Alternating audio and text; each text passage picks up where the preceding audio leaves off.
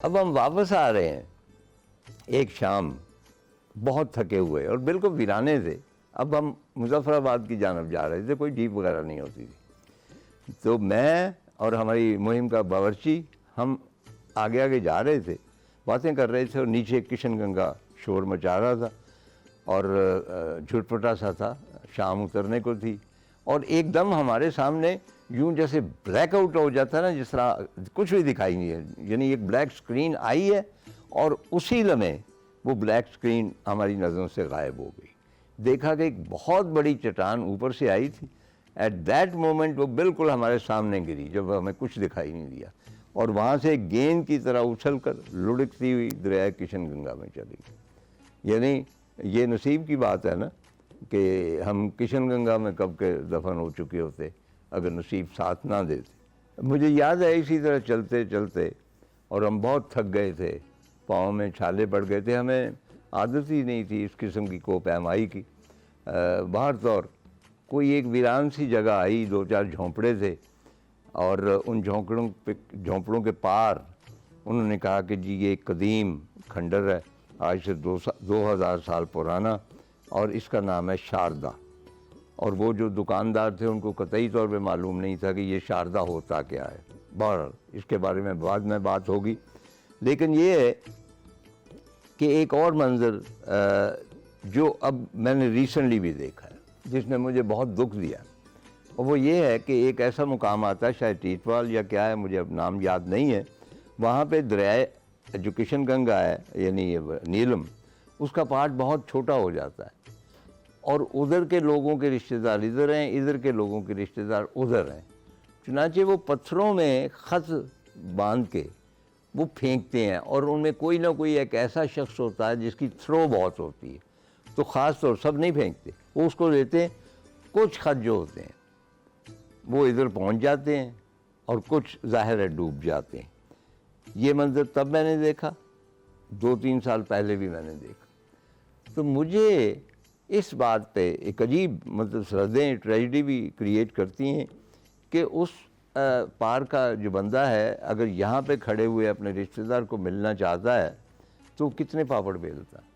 वो वहाँ से पता नहीं श्रीनगर जाएगा, वहाँ से प्लेन लेके दिल्ली जाएगा, वहाँ पे कोई 1 महीना वीज़े के लिए, फिर वहाँ से अमृतसर आएगा, फिर लाहौर आएगा, लाहौर से मुजफ्फराबाद जाएगा, और बिलाखिर उस गाँव में पहुँचेगा जहाँ पे उसके रिश्तेदार रहते हैं। और आया वो कहाँ से, ये जो किशनगंगा, सॉरी बार बार कह रहा हूँ, किशनगंगा नीलम उसके पार, वहाँ से वो आया।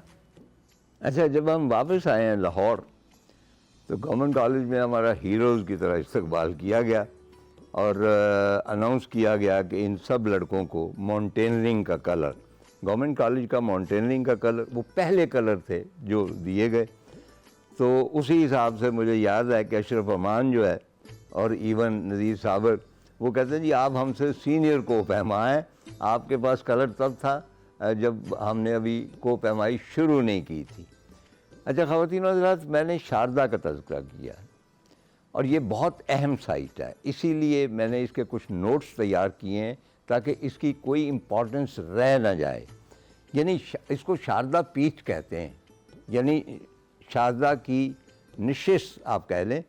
और शारदा जो है वो एक देवी भी थी, कई कहते हैं कि सरस्वती देवी जो थी वहाँ उसका आस्थाना था, और पूरे कश्मीर से जो हिंदू हैं वो वहाँ पे आया करते थे उसका दीदार करने। और सूरज मंदिर और अमरनाथ और शारदा, ये 3 इनके सबसे मुक़द्दस मुकामात थे। इसकी तारीख़ जो है, कई कहते हैं कि 2000 साल पहले तक जाती, और जो यूनिवर्सिटी थी वहाँ तकरीबन 1500 स्टूडेंट्स पढ़ते थे, और ये उस इलाके की सबसे बड़ी लाइब्रेरी भी यहाँ पे थी। और जो निसाब था उसमें आर्किटेक्चर भी था, फ़िलासफ़ी भी था, मज़हब भी था, और इस तरह 3-4 बहुत मॉडर्न। तो माता शारदा देवी कहलाती थी। ये LOC से सिर्फ 10 किलोमीटर के फासले पर है। और जैसा कि मैंने अर्ज़ किया कि बहुत दूर दूर से लोग यहाँ पे आते थे, और जब देखें जब हिंदुओं का राज ख़त्म हुआ, बाकी सारा मुसलमान आए बाद में, मुसलमानों ने भी इसका तक़द्दुस बरकरार रखा। और मैंने मकबूजा कश्मीर में एक दो बिल्डिंग्स देखी हैं जो बिल्कुल जिस तरह शारदा के दो पिलर्स हैं ना, एग्जैक्टली उसी नौइयत की हैं। शायद वो उसी उन्हीं अपना हो वक्तों की। अल बैरूनी ने ज़ाहिर है कि वो जो हिंद के बारे में किताब लिखी, उसमें वो लिखता है उस शारदा के बारे में, आल्दो वो गया नहीं, तो उसका ये ख्याल है कि वहाँ पे लकड़ी का एक बुत पड़ा हुआ।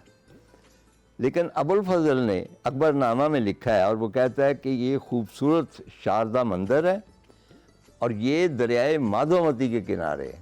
अच्छा, अब देखिए ना कि ये अजीब इत्तेफाक है कि इसका नीलम का पहला नाम माधोमती रिवर होता था। अबुल फजल ये लिखता है। उसके बाद ये किशन गंगा हुआ, उसके बाद ये नीलम हुआ।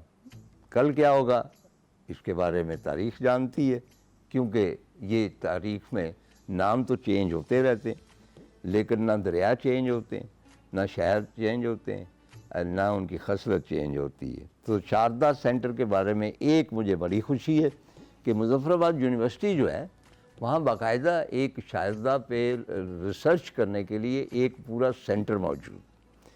तो ख्याल ये आता है कि जिस तरह करतारपुर का कॉरिडोर खोल दिया गया, उसी तरह अगर कोई दिफाई मसाइल ना हो, नेचुरली वो टॉप पे है हमारे यहाँ। दिफा जो है मुल्क का डिफेंस, वो सबसे बड़ी प्रायोरिटी है।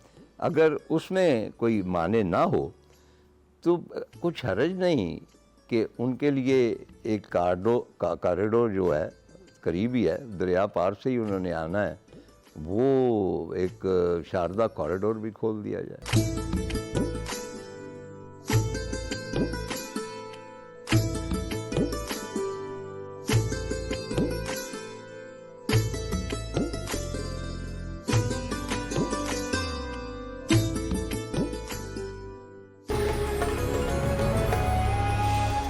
के बारे में एक मुझे बड़ी खुशी है कि मुजफ्फराबाद यूनिवर्सिटी जो है वहाँ बाकायदा एक शारदा पे रिसर्च करने के लिए एक पूरा सेंटर मौजूद।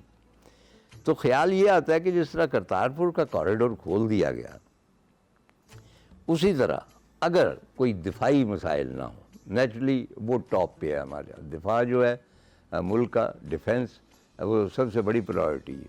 अगर उसमें कोई माने ना हो तो कुछ हर्ज नहीं कि उनके लिए एक कॉरिडोर जो है करीब ही है, दरिया पार से ही उन्होंने आना है, वो एक शारदा कॉरिडोर भी खोल दिया जाए।